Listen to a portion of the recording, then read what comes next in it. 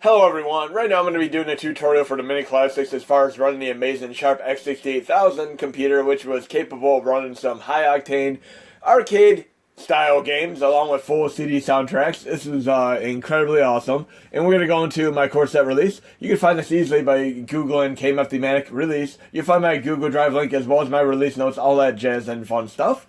Once you get the release, you can simply go to extras, and this is an additional thing you could use if you so choose to. BIOS folder, and there's a BIOS cheat sheet printer-friendly PDF, and this is a very, very good resource tool as far as BIOS for many of the cores which utilize them. And I give personal thanks to Anifly, Libretto, and of course Just Me 488 for helping test so many things out. And you're going to scroll down to PX68K, the core which is going to be used to run the Sharp X68000 right here. It emulates Sharp X68000. You need a Karopi folder, and I find this kind of interesting because I've been, over the years, been buying all the Hello Kitty from Build-A-Bear, and they had one time where there was a frog called Karopi, and I'm kind of thinking it has something to do with that, like a little homage to it. I'm not sure if there's any correlation at all, but it's kind of interesting there. But I'm going to open up my flash drive here, and you'll see exactly what I'm talking about as far as the Karopi. This is for PlayStation Classic. You go into RetroArch, System, then you need a folder called Karopi. And you're going to see right here, there are two specific files that you need. You need IP-LROM-DAT, which is the X68000 BIOS themselves, then CG-ROM-DAT, which is the font file. So you just basically copy them right into there and have them named exactly as these, case sensitive all the way, and then you're good to go as far as running the games. And then if you're on the Mega Drive SNES or NES Classic and soon to be as far as TurboGrafx 16 Mini, all you have to do is go to Modules, KMFD's Mod Hub, and watch very, very carefully here. Once it opens up, there are two things you'd have to install. Well, obviously you need RetroArch to begin with to run any of these cores. But as far as these are concerned, this is nice and easy.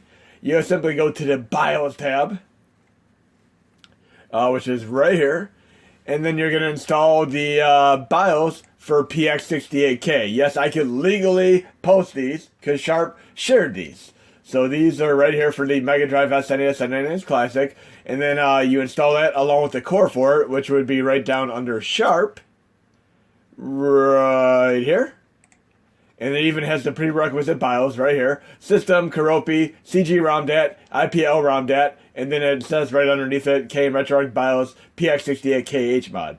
So you install that. Now we're good on that. And you can basically just take these BIOS and copy them right over to your flash drive. But the other thing you have to worry about are the game formats. And if you go back into my release here, one other thing I put in the release here, many of the games that are multi-disc, you'd run with M3U files. And what you'd do for that, I have one here for Nemesis 90 Kai. You'd simply use Notepad, and you'd have the exact names of the disc right in succession here, like disc 1 and disc 2. And I'm going to go to my actual flash drive right now where I have some of the games.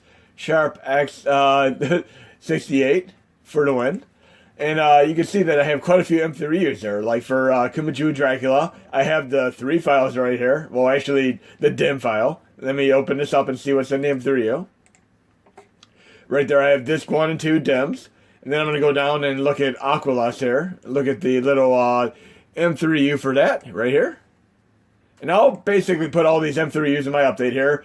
We have the system disk out 1 HDM. Then we have data disk out 1 HDM and data disk 2. So you basically just have to use accounted for. And I'm going to take all these M3Us and I'll put them right in my release for the very next release. But we're going to boot up the system now, and we're going to test out a few games. I mean, that is very, very easy as far as getting the BIOS carried over. And we'll load them up real quick. And you can run a myriad of formats. And I'm going to load a few of these games up right now. Booting up my PlayStation Classic, and we're going to see some incredibly cool intro music on both the splash screen for the PlayStation Classic, as well as the nifty auto blame, which I use with the Extreme Injector. In conjunction with some of the awesome stuff that Jenner been put together. We all do a nice collaboration between the trifold of us. I'm going into RetroArch here. And I have some games on the playlist already, but let's see what else we have to play here. We're going to go to where I have some Sharp games on a list. And we're going to try to do a few games we didn't do in my last video. There's a really, really damn cool game called Mad Stalker right here. Notice I'm going to be playing these are the dim files right there, but this right here is actually the M3U file, which I'm going to load right now, and I'm going to run that with the PX68K core. So if you try running them solo, you have to actually use L2, go into the menu here, and mount the DIMMs individually. But by using the M3U file, they mount automatically, which is very, very nice indeed. So the game should load fine now, because it is utilizing the M3U file and load them up. And again, you can ask me in the comments, and I'll help you guys and gals out. And if you have any specific files, I can even generate an M3U file and upload it to my Google Drive for you, so you can utilize it. But I'll put a bunch of them there, so you use them as templates. But we're going to do Mad Stalker, because last video we did that really cool mech game, and this is another cool mech game. Okay, let's see how this goes out. And it plays awesome and wonderfully so with a controller. And I did finish Ozark all 3 seasons. Looking forward to a season 4 if it happens. For right now, I might get back to the 100. I've only got a couple seasons of that in. I'll try to get season 3 now. I mean, I'm just trying to find some cool shows. I love sci-fi. I love horror. I started watching Picard, but it didn't really blow me away like the original Next Generation was concerned. Some reviews overall are fairly lackluster, but I may finish it. Seems kind of like it's a watered-down Blade Runner, but look at its awesomeness. This is Mad Stalker, nice CD quality soundtrack going on here. Another awesome mech game to go along with Aquales. And like I said, there's another game called Highlight, which on Nintendo is pretty tough to play, and it's so unintuitive. It's not like going point A to point Z. You have to do some questionable tactics as far as solving puzzles in a game. And it plays almost like a weirder, strange step-cousin brother of games like Wise Wanderers for Me and such. Let's try to get through a little bit of this game, then we'll try a couple more out, because the focus of this video is really primarily so the tutorial. And like I said, if you have any questions as far as running these, let me know. And the BIOS I can supply to you if you so need them. Because I can legally share them, because Sharp has given permission to share them. And I hope that becomes the case for other cores in the future like Amiga. I'm kind of hoping that Amiga releases the BIOS legitimately for free, because that'd be so beautiful indeed. But look how awesome this game is. This is so awesome. Side-scrolling brawler with like a Big Hero 6 style thing, before Big Hero 6 even existed. Loving his music though. We'll try to get to the next section of the stage here, and then we'll try a few more of these quick games out.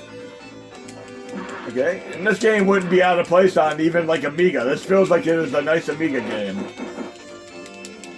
Love my side-scrolling brawlers, and there's so few far between nowadays. At least the last one that came out is the Streets of Rage 4, but before that, Double Dragon 4 came out. I still had a lot of fun with that, even though there's a design flaw in the game, and I pushed it L2 by accident. Wherein you can go to the bottom of the screen and be invincible for 99.5% of the game other than the platforming section. I don't know if that's like an oversight or they did it accidentally, or if it's just like a thing they intentionally put in the game, where they do in some games, where they have like invincibility points or points where you won't get hurt at all, so you can get to the games. And this is for like test debuggers and such. But Double Dragon 4 on PS4 etc., you can go to the bottom of the stage, and enemies cannot touch you. No, it's crazy. But we're going to go to another game here. We'll do Highlight real quick. And again, this is... I like the soundtrack to this quite considerably better than the NES version. And if there ever was a set of Masochist games, I'd highly recommend playing Highlight and Deadly Towers. These are 2 games that will just kick your butt considerably, and they're very unintuitive, but there are cult followers for both of these. But I consider it's like a strange step-cousin of the Y series. And notice in the bottom right says defend. You have to actually hold down the button to attack. And the cool thing is the music is actually pretty awesome. And watch what happens when the percussion picks up, if I could live that long. But yes, you gotta very, very painstakingly, very, very awkwardly attack enemies. And if they hit you in the initial beginning here, right there, listen to that. That is really damn cool. I love that. It's like Yamaha synthesizer sound samples going on there. But again, one hit, you're done.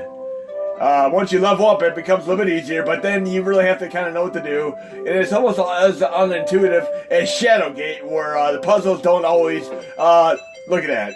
The puzzles are always not gratis, where you kind of know, like, they get a red key to open a red door. And I'm going to talk about that right now as far as, like, red key to open red door. Because I'll load this other game, just for instance, to show you a puzzle that would be very, very intuitive. I'll make sure you can go off the rails a little bit here. And just load, like, an Atari 2600 game for a brief moment, just because I just want to show you what I mean as far as intuitive puzzles.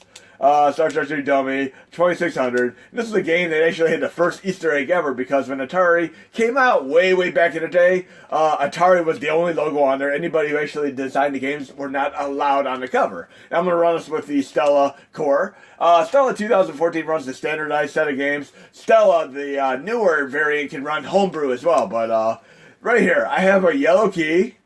And I can open the yellow castle, just like that. And I can get, that's as simple as it is as far as intuitive puzzles. But when you play like games like Hide Line and Deadly Towers, it is anything but. I mean, it is just so unintuitively and ridiculous. But we're going to go back into the set here. If you want to see me beat Adventure in the nice homebrew remake, you can watch my next ColecoVision video. But we're going to go to another incredibly cool game. We'll make this the final game in this video, because this is more or less meant to be a tutorial. Again, we have Dim 1 and 2 for Geograph Still. And by title here, you never know it is actually a game similar to Jumpin' Flash on PlayStation 1 before Jumpin' Flash happened, and a game similar to Star Fox. So check it out. It has a great soundtrack, and it feels like an upgraded version of like Battlezone, with a little bit of a feel for games like Star Fox as well as Jumpin' Flash. It is a very, very cool esoteric game, and pretty unknown overall, unless you really go out of your way to look for it. But let's check it out here. And again, loving the graphics here. And for a 3D-based system at the time, this is pretty phenomenal. Of course, the system, like I said, cost $3,000 to even purchase, compared to the Super Nintendo and Mega Drive and even the PlayStation 1, which are all retail for $200. Even the Dreamcast was $200. It was systems like the Neo Geo, which cost even more. But look at these amazing polygonal graphics here. And I love all the polygonal graphics from back then. Even there's an amazing Namco version of a specific arcade game that was in the arcade.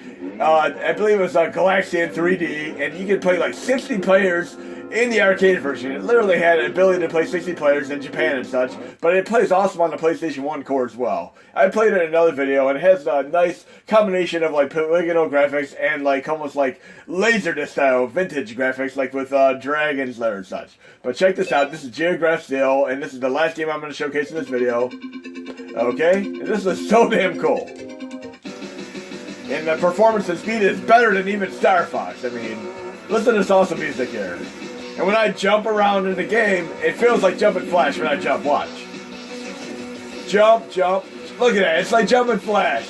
But then I'm moving around like Battlezone style. So it's like Battlezone, Star Fox, and Jumpin' Flash. This is so damn cool. So yes, this came out before Jumpin' Flash. Loving the soundtrack here. I'm going to be coming back to this. And yes, Battlezone, one of the coolest, our earliest arcade vector games, all the way into this. It is pretty awesome. But there are so many more Sharp games, and I'm hoping you guys can enjoy them. And again, if you want to just have the BIOS installed by default, you can go to my PlayStation Classic folder in my release and install the Extreme Injector, which is the combination of Gentleman stuff, my own personalized injector, and of course, Autoblade. But it has all the chords preset to run already. But yes, Geograph Still for the win. Awesome, awesome game. Look at this. That cool 3D jump right on top of an enemy. How awesome is that? Imagine if you could do that like a Mario game, like do a 3D jump. Say it's 2D and you jump up in the air and do like a 3D jump like that with the Goombas. And what's really cool is there's this awesome game called Mario, and it's like Portal, but with Mario, a portal gun. So you do like Mario 1, but you utilize the portal gun. But in any case, hope you enjoyed the video, and this tutorial helped you out, and there'll be more videos to come.